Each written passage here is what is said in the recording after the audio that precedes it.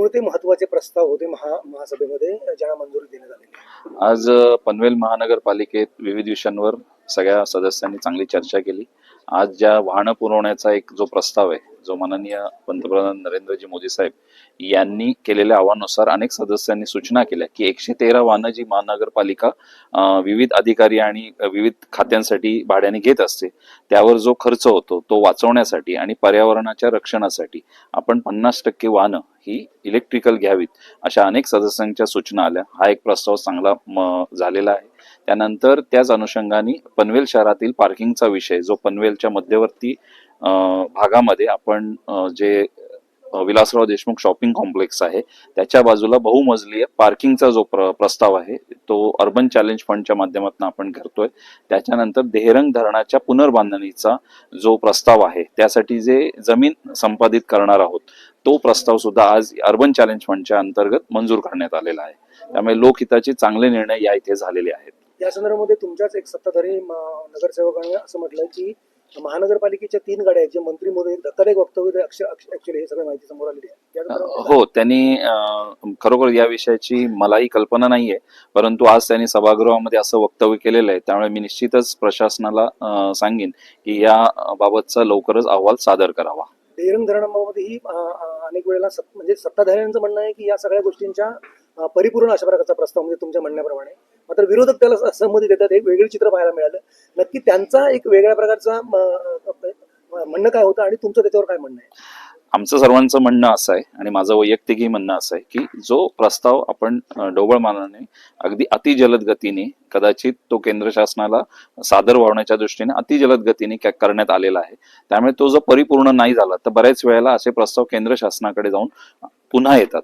त्यामुळे त्याच्यामध्ये वेळेचा जास्त अपव्यय होतो. त्यामुळे आता जो प्रस्ताव आणि याची माहिती की हा फंड कसा उभारणार आहे, की जागतिक बँक किती लोन देणार आहे, इतर जो निधी आहे तो आपण पब्लिक बॉन्डच्या रूपाने उभे करणार आहोत, त्याचं काय स्वरूप असेल हे सगळं सदस्यांना, सन्मान्य सदस्यांना माहीत असेल तर ते आपण पनवेलकरांना सांगू शकतो. त्यामुळे हा प्रस्तावाबद्दल आम्ही हा स्थगित ठेवण्यात आलेला आहे. त्याची पूर्ण माहिती, परिपूर्ण माहिती घेऊन आणि तो परिपूर्ण रीतीने केंद्र शासनाला सादर व्हावा यासाठी आज आम्ही तो स्थगित ठेवलेला आहे. प्रस्ताव काय आहे, किती जमीन ऍक्विजिशन होणार आहे, काय नक्की बांधकामाचं स्ट्रक्चरचं किंमत किती आहे, जागतिक लोन किती आहे, काय नक्की हेच माहिती प्रशासनाने पूर्ण दिलेली नाही. आपलं जे म्हणणं आहे तेच की ह्या बाबतीत आपण घाईघाईने सगळं हे झालेलं आहे.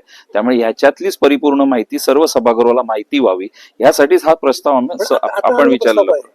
आपण साधारण एक 500 एकरच्या आसपास आपण जमीन संपादित करण्यासाठी लागणार आहे.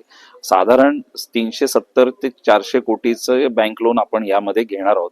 परंतु हे सगळी माहिती आहे ही ढोबळमानाने आहे, तर ती अॅक्युरेट व्हावी यासाठीच आपण हा प्रस्ताव स्थगित ठेवण्यात आला. त्या देहरंग धरणाला तुम्ही जोडून वेगळं स्ट्रक्चर निर्माण करणार आहात? हो, देहरंग धरणापासून आपण पनवेल पर्यंत एक पाण्याची पाईपलाईन नव्याने आणणार आहोत आणि देहरंग धरणाचं जे आता मातीचा बंधारा आहे त्याचे आयुष्य संपलेलं आहे.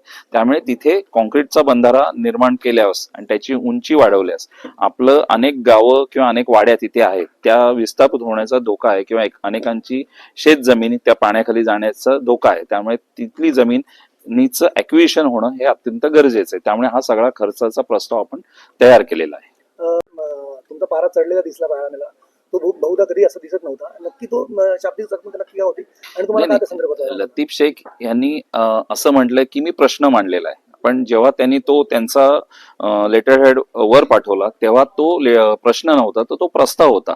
त्यामुळे मी त्यांना तो सांगण्याचा प्रयत्न करत होतो की आपण जर प्रश्न मांडला असता तर मी नक्कीच बोलू दिलं असतं, पण आपला प्रस्ताव आहे, प्रस्ताव आणि प्रश्न यामध्ये फरक असतो आणि ते ऐकत नव्हते. म्हणून मग मी त्यांना सांगितले की आपण चुकीच्या पद्धती, आपण सन्मान्य सदस्य नगरपालिकेत पण होता, आम्ही तुमचा सन्मान ठेवतो, पण आपण चुकीच्या पद्धतीने जर सभागृह चाललं तर ते वेळेत संपत नाही. मग त्याला सभागृहाची जी दर्जा आहे तो खालावला जातो. मग कोणी कशा पद्धतीने प्रश्न उपस्थित करणं, कोणी मध्येच उभं राहून बोलणं हे अपेक्षित नाही. आपलं सुसंस्कृत शहर आहे, तर त्या पद्धतीने जर सभागृह चाललं तर ते चांगल्या रीतीने चाललं पाहिजे, हीच माझी त्यामागची भावना होती. असं म्हणतात की विरोधकांना बोलूनच दिलंय. आपण संपूर्ण सभा 11:30ला सुरू झाली, 3 वाजता आपण संपलेली आहे. हरीश केनी हे सुद्धा मध्येच उठून काहीतरी बोलतात म्हणून त्यावेळेला त्यांना बोलून दिलं जात नाही. पण इतर प्रश्नांवर हरीश केनींना आपण पूर्ण सभा जर बघितली तर हरीश केनी बऱ्याच विविध विषयांवर बोललेले आहेत.